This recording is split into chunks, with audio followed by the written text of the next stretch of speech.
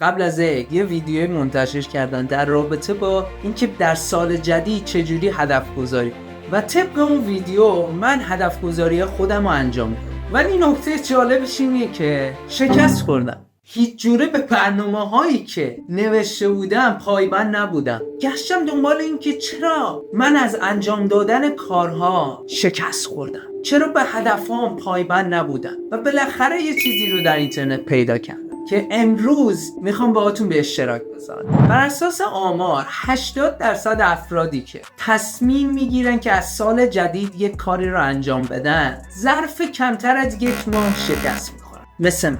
اول باید ببینیم که چرا شکست میخوریم، بعد ببینیم چطور مغز ما رو گول میزنه و در آخر چطور این دفعه موفق بشیم. مشکل اول انگیزه اشتباه. بیشتر ماها در زمان تصمیم گیری برای هدف گذاری از انگیزه های اشتباهی استفاده میکنیم.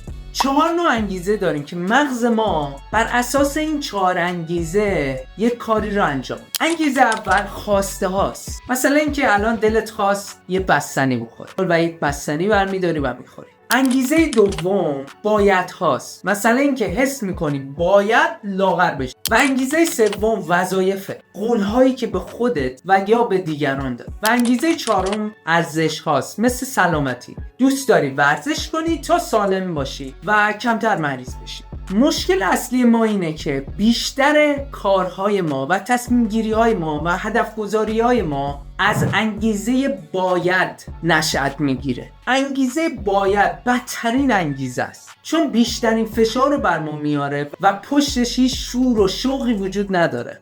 مثلا میگی باید رژیم بگیرم ولی ته دلت اصلا خوشت نمیاد از این رژیم گرفتن. یا میگی باید صبح زود بیدار بشم ولی متنفری از صبح زود بیدار شد. ولی اگه این تفکرتو تغییر بدی و دنبال ارزش باشی نه بایدها، اینجا میتونی موفق بشی. نگو که من باید صبح بیدار شم، بگو سحرخیز بودن انسانو به جلو میندازه. دنبال ارزش باشید. نگو من باید رژیم بگیرم. حتما ارزشش چیه؟ رژیم سلامتیه. بگو که من دنبال سلامتیم و اگه دنبال سلامتیم رژیم گرفتن یک بخشی از اون. بخش دوم مغز تو طرف تو نیست. خیلی جالبه نه؟ و خیلی هم تلخه. مغز تو نمیخواد تغییر کنی، چون اون عادت‌هایی که قبلا داشتی برای مغز تو آشناست و یک نقطه امن برای ذهنت، حتی اگه به ضرر تو باشه. و مغز از تغییر کردن فرار میکنه. تو شروع میکنی به ورزش کردن، یادگیری مهارت جدید، راه انداختن کسب و کار خودت. یک روز یک اشتباهی میکنی و یا به یک بنبستی میخوری، مغزت میگه دیدی نشد، ولش کن، دنبال چی؟ توش موقع موفق نمیشی، توی اصلا به درد تو نمیخوره. این همون جاییه که بیشتر ما اونجا ضربه میخوره، در حالی که باید بدونیم اشتباه کردن یک چیز طبیعیه. اشتباه پیش میاد. هیچ کسی رو نداریم که تو این دنیا، تو این 8 میلیارد انسان بی‌نقص باشه. بی‌نقص فقط خداست. کار بی‌نقص فقط خدا انجام میده، نه ما. پس باید به اشتباهاتت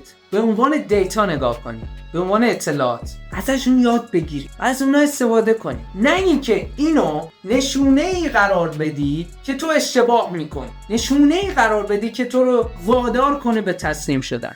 حالا یه روز نتونستی به اون هدفی که میخواستی، به اون عادتی که درست کرده بودی عمل کنی، صبح خواب موندی، خب اشکال نداره، فردا دوباره تلاش کن. حالا به مهمترین بخش میرسیم، چطور موفق بشی. 3 قانون طلایی داره. اولیش، هدفاتو جار نزن. وقتی به همه میگی قراره چه کار بزرگی رو انجام بدی، یک حس کاذب موفقیت در درونت ایجاد میشه و مغزت در تعریف و تمجید دیگران خوشحال میشه و با وجود اینکه هنوز هیچ کاری نکردی، مغزت این حس رو بهت میده که تو اون کار رو انجام دادی و انگیزت کم میشه. پس تا وقتی که عمل کردی ساکت رو بذار نتیجه حرف بزنه، نه وعده. مورد دوم، کمالگرا نباش. همونجوری که گفتم تنها خداست که کامله و تنها کارهای خداست که کامله. و اگه فکر میکنی میتونی هر روز به صورت دقیق همه کارهایی که برنامه‌ریزی کردی رو انجام بدی، باید بگم سخت در اشتباهی. واقعیت اینه که هیچ کس نمیتونه کامل باشه. بعضی وقتا هستش که مشکلاتی پیش میاد و ما نمیتونیم اون کاری که برنامه‌ریزی کردیم رو انجام بدیم و یا شکست میخوریم. دلیل بر این نمیشه که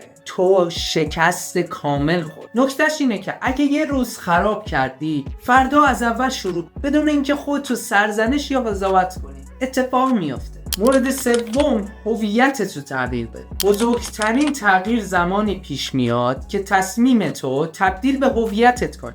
به جایی که بگی دارم سعی میکنم که کتابخون بشم، بگو که من کسی هستم که هر روز مطالعه میکنه و مطالعه کردن رو دوست دارم. به جایی که بگی من میخوام ورزش کنم، بگو من ورزشکارم حتی اگرم حرفه‌ای نیستم. مولا علی علیه السلام یه جمله شبیه به همین داره: اگه بردبار نیستی خود را بردبار جلوه بده، زیرا کمتر کسی است که خود را شبیه گروهی کند و به زودی یکی از آنان نشد. و واقعیت هم همینه. اینجا هم میگه وقتی خودت رو شبیه به افرادی بکنی، شبیه اونا میشی. یعنی همون جوری که ببین ورزشکارا چه تصمیماتی برای خودشون میگیرن، ببین افراد موفق چه جوری زندگی میکنن، شبیه اونا زندگی کن، تبدیل به اونا میشی.